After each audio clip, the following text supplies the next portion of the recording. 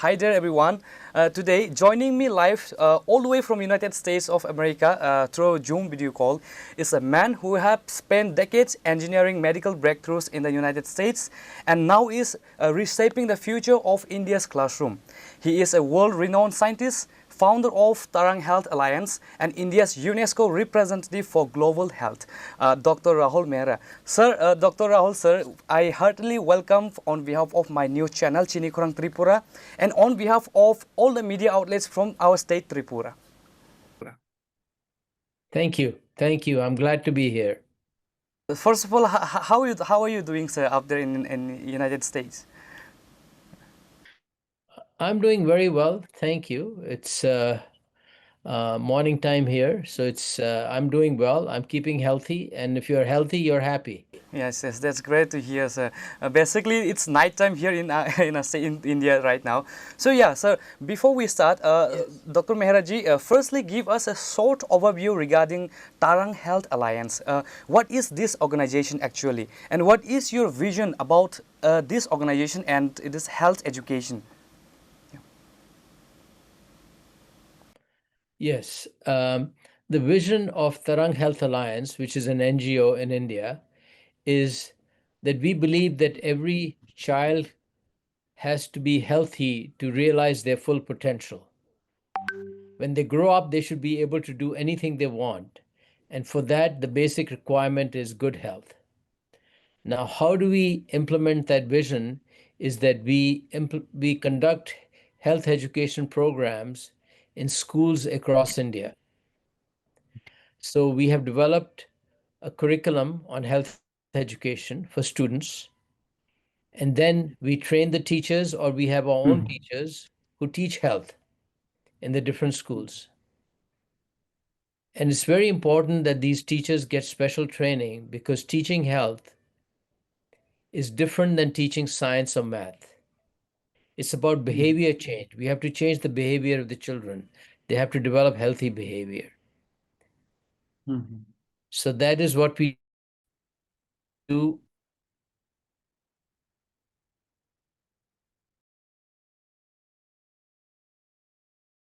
Implementation, and then we monitor, we assess India. Yeah, so it's a great initiative. It's a great vision to have because as a country like India, we have a larger populations where education is largely neglected, especially in rural places like states like in northeastern states and other parts of the country.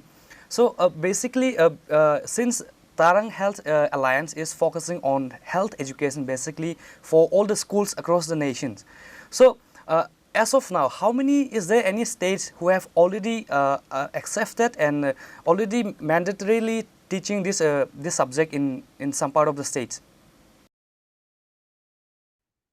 Yeah, we have signed an MOU with the government of Haryana, and we are doing a pilot there. Not every school in Haryana is implementing the program.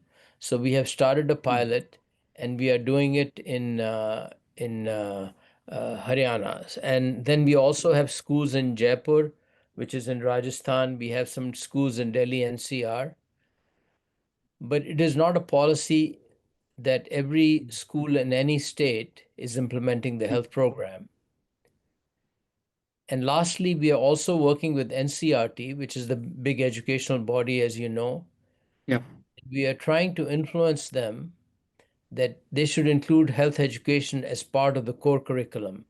And if that happens, then in every state and every school across the country, health education will become much more prevalent. Yeah, so basically, sir, you want health education to be mandatory in every schools across the country. So what is that single biggest threat? What is that threat if we do not act now that our students, they are going to face if we don't act now? So how are you going to persuade the government, the state government, the central government to accept this initiative? Yeah, thank you for that question. I think, as you well know, the health metrics of India are not very good. Our life expectancy is not very good. Our what we call healthy life expectancy is not good. Now, I'll give you an example. The healthy life expectancy of an Indian which means how many years does an Indian live and remain healthy, is only 60 years. Yeah. Now, if you go to Japan and some of the other developed countries, in Japan, it's 75 years. A human being is healthy till 75. We are only healthy till the age of 60.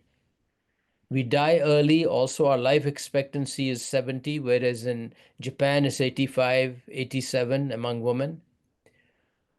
So the point is for everyone to realize their full potential and lead a full life. Health is fundamental to the population. Yes, definitely. Definitely. We spend a lot of money on diseases. As you know, diabetes is very common in India. We have a lot of heart disease. We have a lot of cancer. So what we are trying to influence the government is that if you teach health in schools the same way you teach science and math, and then health is taught at home by the parents, then the child will learn healthy habits at a very young age. And they'll grow up to be healthy and be able to do whatever they want to do.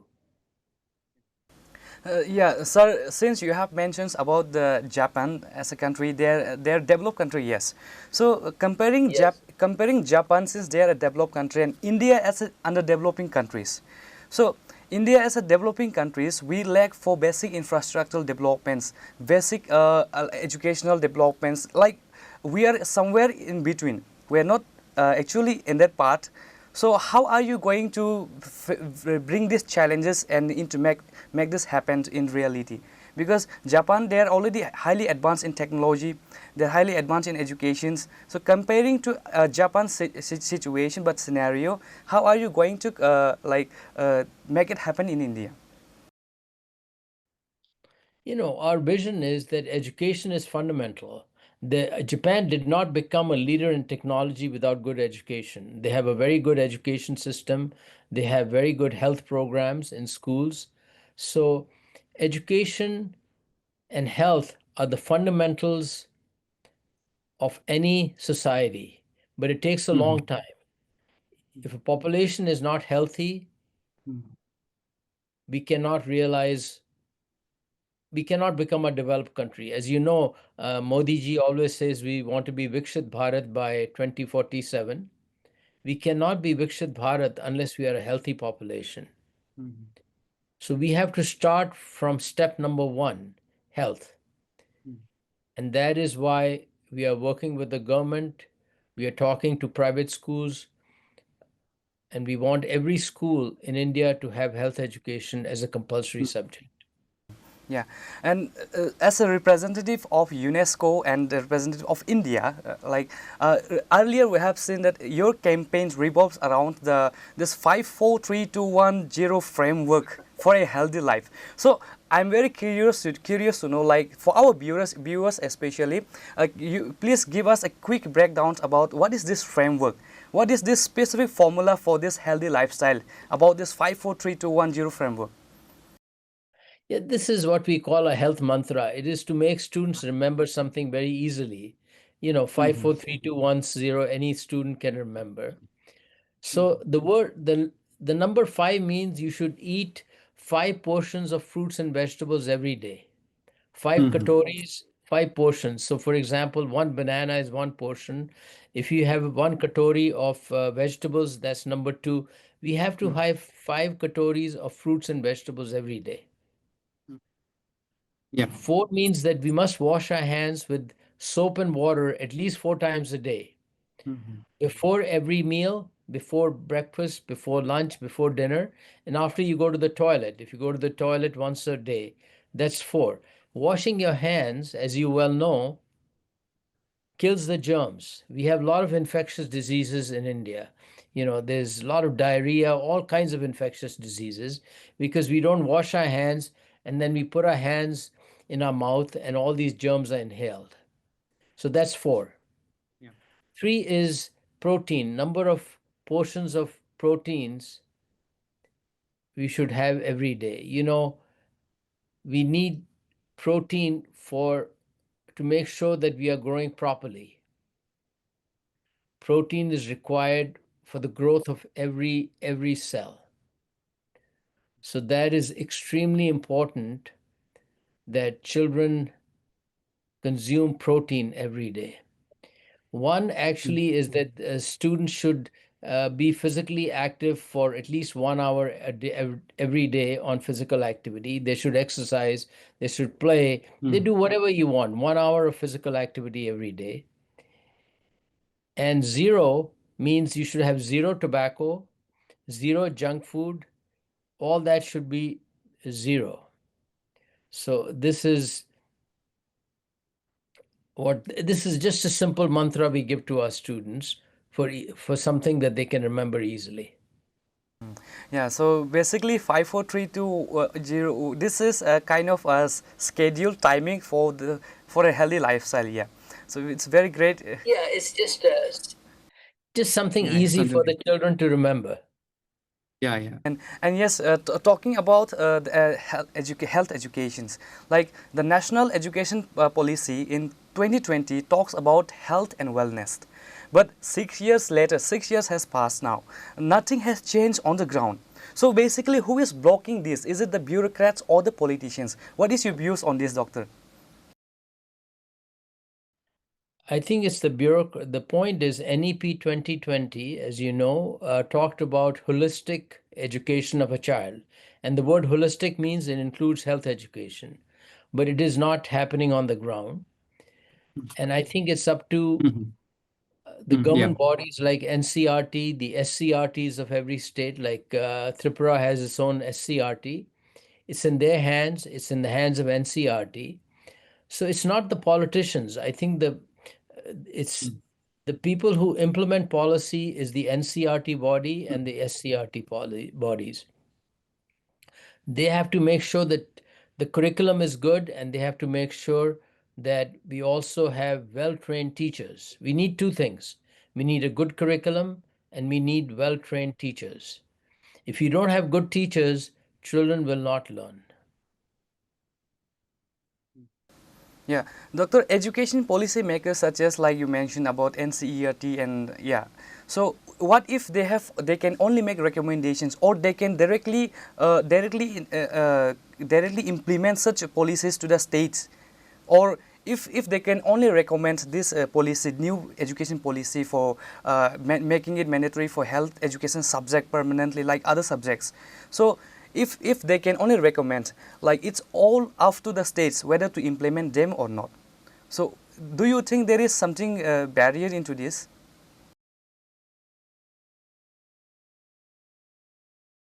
I think the main barrier is, I think NCRT has to, number one, improve the curriculum. Number two, they cannot force every state, like in Tripura, they cannot force Tripura to implement the NCRT. It's up to the Tripura Department of Education to adopt it. So Tripura has to take the leadership role. If they don't like the NCRT curriculum, they can develop their own curriculum. It's in the hand of the state. Education is a state subject. NCRT recommends, and then the states can adopt that curriculum, or they can say, no, we don't like it, we will develop our own curriculum. So Tripura can develop its own health education curriculum. Nobody can stop Tripura from doing that. Yeah. So let's say Tarang Health Alliance has come to Tripura in our state, and how are you going to persuade, or how are you going to into conversation with the education department, yeah, for making it happen in our state? You know, the way I would start is that the health metrics of Tripura are not very good. Yeah, As it you is. know, Yeah. about 30 to 40% of children in Tripura are stunted. I think you know the meaning of the word stunted. It means their height is small for their age. A 5-year child should have a certain height, or a 6-year child should have a certain height. They're below the height. And the reason why it occurs is because when the child was born, it was undernourished. The mother did not feed the child either its breast milk or other nutrition, not properly, and the brain does not get developed very well. So we have to educate these young girls so that when they become mothers, they understand that they have to feed their children properly. The other thing is, there's a lot of children are underweight in Tripura. At the same time, if you go to the big cities, you'll find obesity and overweight is happening. If you go to the big cities of Tripura, about 10% of the adolescents are getting overweight or obese. So on one side you have underweight, and the other side you have too much food, junk food. These children are eating too much junk food. They're drinking too much colas and all this stuff, sugary drinks. So there are many problems. The other thing is anemia is a big problem in Tripura. Anemia means that your blood is not giving enough oxygen to the rest of your body. The latest data is about 57% of girls in Tripura are anemic. Why are they anemic? Because their nutrition is not very good. They're not eating enough green fruits, green vegetables. They're not getting enough iron in their blood. If you don't have enough iron, so my point is, I will point to Tripura that you have health problems. Your children have health problems. When these children will grow up, their mental capacity would not be as good. Their physical capacity will not be as good. And the only way you can solve the problem is when they are school children. This is why you need health education. Make it compulsory. The same way you have math, you have science, you have language, make health a subject.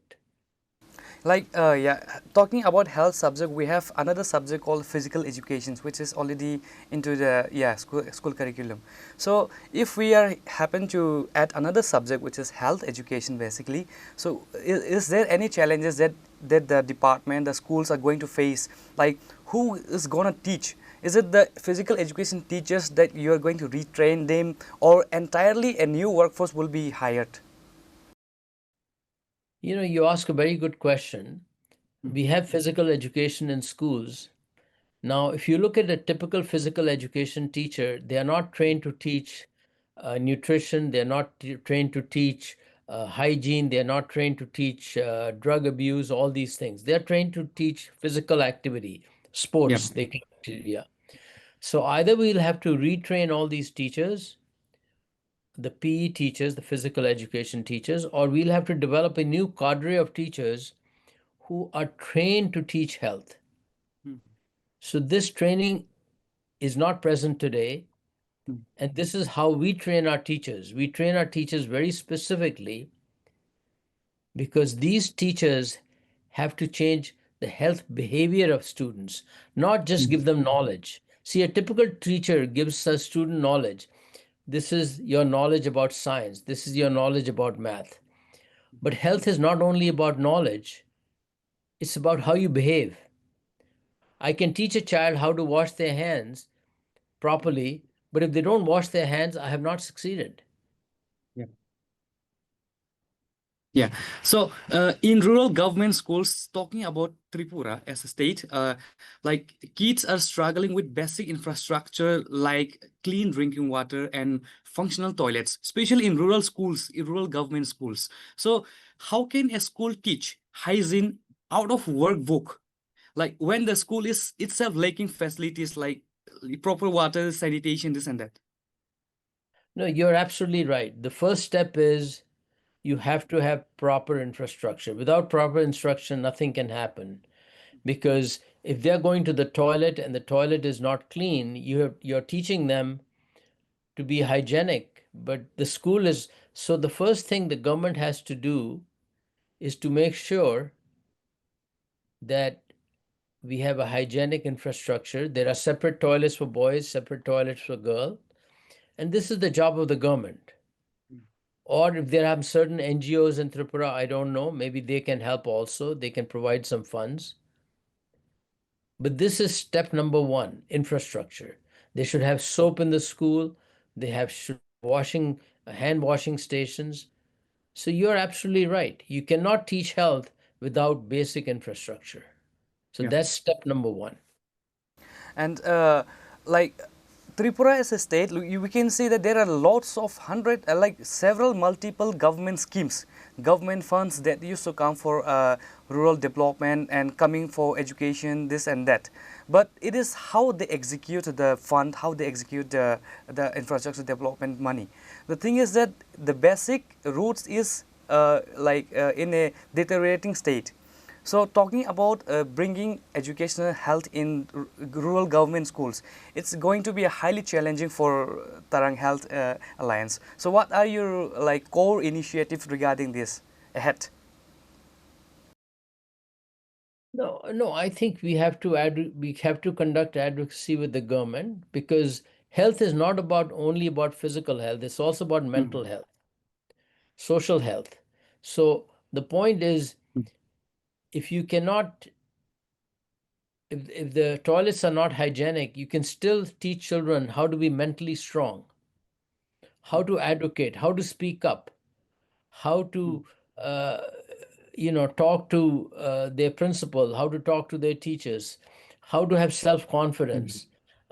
So mental health can be so the fact is, just because you don't have good infrastructure does not mean you can not teach health. Health is physical health, mental health, and social health. And mental health means how to manage stress. If I am in a very stressful situation, how do I deal with it? If I have exam stress, how do I deal with it? And as you know, nowadays cell phones are being used by all the children, and they're addicted to the cell phones. You have to tell them that causes mental stress.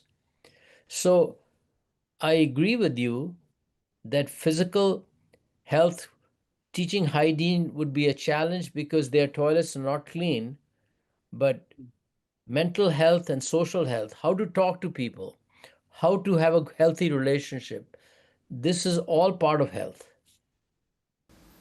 Yeah, and I want to ask one more thing, like, is Tarang Health Alliance going to bring any initiative which you are going to provide a scholarship or any incentives for the children studying in rurals? Because out there here in Tripura, in rural, like the indigenous people, especially the tribal peoples, they are very poor in economic. So there is this challenges of going to schools and giving proper nutrition for food, this and that. So there is always challenges like in difference from the schools and the household. The family cannot bear these expenses of providing proper nutrition and food. So is there any initiative being taken by the Tarang Health Alliance for this aid? Yeah, the thing is, we depend partially on CSR funding. We get money from CSR. I think you understand corporate social responsibility from companies. So if we raise enough funds, then we'll be able to provide all these Yeah. things to the students. But it depends upon how much CSR funding we can raise. For example, we raise money for these school children in Haryana, and we are providing free education to the children.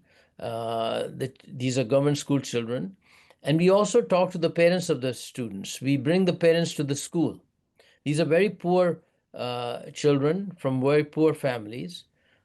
They're basically day laborers. We bring them to the school.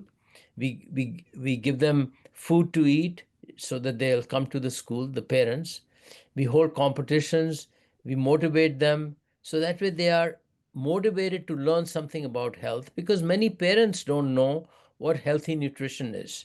You have to teach the child and you have to teach the parent. So we work on both fronts, of course, mainly on the children, but we also talk to the parents of these students. So, we would like to work in Tripura. We would like to sign an MOU with the government of Tripura. And if we can raise the funds, then we will definitely work with the children, work with the parents, and provide them the education and the motivation to have a healthy lifestyle.